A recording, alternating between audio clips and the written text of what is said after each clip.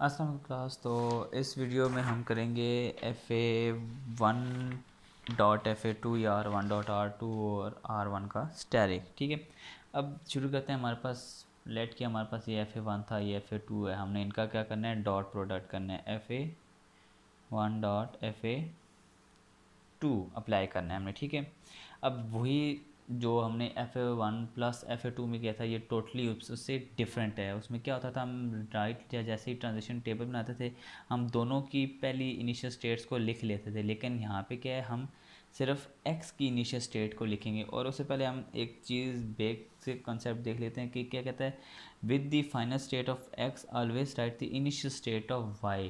इसका क्या मतलब है कि जब भी x की फाइनल स्टेट के, फॉर एग्जांपल हमने a को रीड करके फाइनल स्टेट पे आए, तो उसके साथ हम y की इनिशियल स्टेट मस्ट लिखेंगे। ठीक है, अब इसको सॉल्व करना शुरू करते हैं तो आपका कंसेप्ट क्लियर होना शुरू हो जाएगा।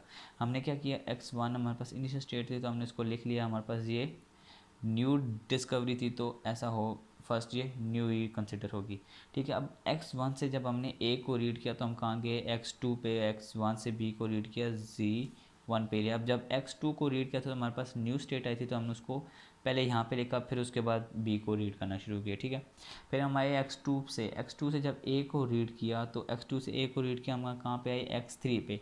अब x3 पे जब हम आ गए तो हमारे पास कंडीशन क्या थी, with final state of x right initial state of y, कि हमने x की फाइनल स्टेट के साथ y की इनिशियल स्टेट मस्ट लिखनी है। तो हमने x3 के साथ y1 लिखा।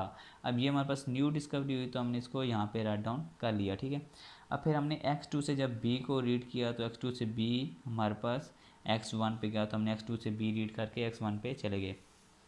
ठीक है, फिर हमारे पास x3 से हमने a को रीड किया तो हम x3 पे रहे। फिर y1 से हमने a को रीड किया तो हम y1 पे। अब देखिए, जब हमने x3 से a को रीड किया तब भी तो हम x की फाइनल स्टेट पे थे और हमने विद दैट हमने राइट करनी थी y की इनिशियल स्टेट। लेकिन हमने लेट कर ली कि हमने ये वो वाली स्टेट लिख ली जो हमने x3 की फाइनल स्टेट के साथ y की इनिशियल स्टेट लिखनी थी। लेकिन जब हमने y1 से a को रीड किया तो हम y1 ही पे रहे थे, तो वो दो दफ़ा y1 आ रहा था ना हमारा, तो हमने उसको एक दफ़ा ही लिखा, दो दफ़ा उसको नहीं लिखेंगे। ठीक है, अब जब हमने x3 से b को रीड किया तो हम x3 पर ही रहे। ठीक है, with final state of x right initial state of y, तो हमने x3 y1 लिख लिया। फिर हमने y1 से जब b को रीड किया तो हम कहाँ आए, y2 पे। देखो हमारे x3 y1 y2 new discovery, हमने इसको यहाँ पे लिख लिया x3 y1 y2।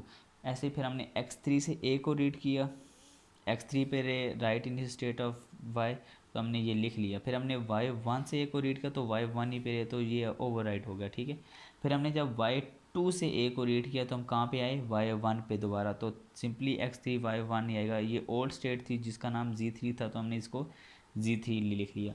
फिर वैसे ही किया, x3 से b को रीड किया, फिर y1 से b को रीड किया, फिर y2 से b को रीड किया, तो हम उसी स्टेट पे रहे। ठीक है, अब इसमें जैसे पिछले में हमने देखा था कि अगर एक भी फाइनल स्टेट हो जाए एक्स और वाई में से तो हमारे पास फाइनल स्टेट आ जाती है। लेकिन इसमें टोटली ऑपोजिट है। कहता है कि हमारे पास जो इनिशियल स्टेट होती है वो हम एक्स से डिपेंड करती है और फाइनल स्टेट होती है वो वाई पे डिपेंड करती है। अगर तो एक्स मतलब इनिशियल स्टेट हमारे पास एक्स पे डिपेंड कर रही है, फाइनल स्टेट वाई पे डिपेंड कर रही है। वाई पे कैसे कि जो वाई की फाइनल स्टेट है ना y2, जहाँ जहाँ वो आएगा वो स्टेट हमारे पास फाइनल बन जाएगी और वो हमारे पास एक ही में आता है x3 y1 y2 में, तो हमने इसको फाइनल स्टेट बना लिया। ऐसा सिंपल इसको करके हमने फिर नीचे ही एक्सप्लेन किया जैसे लास्ट टाइम लिखा था z1 z2 z3 z4, ताकि हमें समझने में आसानी हो जाए। हम इसका FA बना रहे हों तो हमारे पास ईजी हो इसको करना। ठीक है, अब हमने इसको लिख लिया, फिर हमने इसका FA बनाया। फिर हम z1 z2 z3 z4 चार स्टेट्स हमने बना ली यहाँ पे। ठीक है, z1 z2 z3 z4। फिर हमने z1 से जब a को रीड किया तो z2 पे गए, z1 से a को रीड करके z2, ऐसे ही z1 से b को रीड किया तो z1, तो हमने लूप लगा लिया। फिर z2 से a को रीड किया, फिर z2 से b को रीड किया, z3 z4 z3 z3 and z4। ठीक है, ऐसे ही हमने सारी स्टेट्स को रीड कर लिया।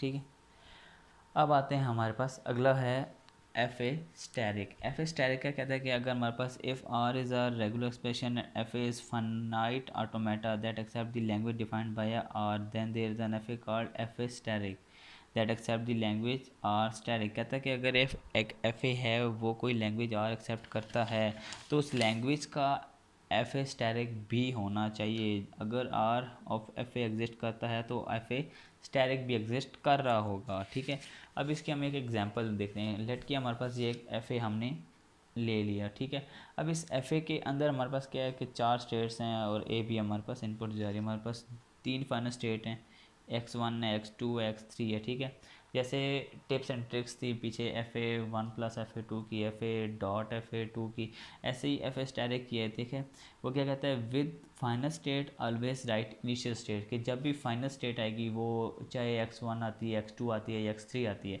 हमने इनिशियल स्टेट x1 साथ मस्ट लाजमी लिखनी है। ठीक है, अब इसमें क्या होता है, हमने सबसे पहले x1 ले लिया, उसको हमने z1 का नाम दे दिया, x1 is equal to z1। x1 से जब हमने a को रीड किया हम x2 पे आए with final state right initial state, तो x2 x1 x2 x1, ये हमारे पास न्यू डिस्कवरी हुई, हमने इसको यहाँ लिख लिया। फिर x1 से जब b को रीड किया तो हम कहाँ पे आए, x4 पे, ये भी न्यू डिस्कवरी हुई, हमने यहाँ पे लिख लिया। फिर x2 से a को रीड किया, x2 पर रहे with final state always right initial state, तो x2 x1। फिर जब x1 से a को रीड किया तो हम x2 पर आए, तो वही x2 x1 ओवरराइड हो रहा था, तो हमने इसको एक बार ही कंसिडर करना है। ठीक है, तो ऐसे ही फिर हमने x2 से जब एक को रीड किया तो x2 पे ही वो हो चुका। x2 से जब b को रीड किया तो कहाँ हम आए, x3 पे with final state always right initial state, तो x3 x1। फिर जब x1 से b को रीड किया हम कहाँ आए, x4 पे, तो x3 x1 x4, new discovery put it in old state table. ठीक है, ऐसे ही हमने सारी स्टेट्स को रीड आउट करना शुरू किया कि जब तक हमारे पास ये ख़त्म नहीं हो जाते हम इसको रीड आउट करते रहते हैं। ठीक है, अब इसमें जैसे कि था कि हम इनिशियल स्टेट और फाइनल स्टेट कैसे डिसाइड करते हैं, उसकी ट्रिक ये है कि initial state will be the final state. कहता है कि जो इनिशियल स्टेट है वो फाइनल स्टेट होगी। इनिशियल स्टेट का क्या मतलब, जहाँ पे x1 होगा ना वो हमारे पास हमेशा फाइनल स्टेट होगी। अब देखिए हमारे पास यहाँ पे x1 था तो हमने इसको फाइनल स्टेट बना लिया, यहाँ पे x1 था final state, x1 final state बन गया, x1 फाइनल स्टेट बन गया। एस ओल्ड हमने इसको भी z1 z2 z3 z4 z5 सब में लिख लिया, और यहाँ पे भी z2 जैसे वो ऊपर हमने लिखा था वैसे ही इसको राइट डाउन कर लिया। जैसे हम पीछे भी करते आ रहे हैं कि जब 5 स्टेट थी तो हमने 5 A1 2 3 4 5 बना ली और साथ उनकी फाइनल स्टेट लिख ली। ठीक है, ऐसे ही जब हमने z1 से a को रीड किया, z2 गए, फिर z3 गए, z1 से a को रीड करके z2, z1 से b को रीड करके z3, फिर ऐसे ही z2 से रीड किया तो z2 z4 गए, z2a और z4b। ठीक है, ऐसे ही हमने सारी इनपुट्स इस FA के ऊपर राइट डाउन कर ली। तो ये था basic concept about cleans theorem, जिसमें हमने क्या सीखा कि हमने सबसे पहले सीखा कि हम किसी भी रेगुलर जो FA है उसको रेगुलर एक्सप्रेशन में कैसे कन्वर्ट करते हैं। वो हमने देखा कि हम सबसे पहले जो हमारे पास स्टेट्स होती हैं, फाइनल स्टेट्स होती हैं, उनको हम फाइनाइट करते होते हैं। ठीक है, फाइनाइट करने के बाद फिर हम उनमें जो डिफरेंट वेज होते हैं उनको एक जगह करके फिर उनको रेगुलर एक्सप्रेशन में लिखते हैं। दूसरा हमने देखा कि हमारे पास जो कोई भी रेगुलर एक्सप्रेशन है उसका हम FA कैसे बनाते हैं। ठीक है, वो हमने देखा कि अगर सिंपल हो तो सिंपली उसका बना देते हैं। फिर हमने देखा R1 R2 R1 plus R2, फिर हमने देखा R1 डॉट R2, फिर हमने देखा R1 का स्टैरिक या FA का स्टैरिक देखा। ठीक है, तो ये बेसिक कंसेप्ट थे अबाउट क्लीन्स थ्योरम। हो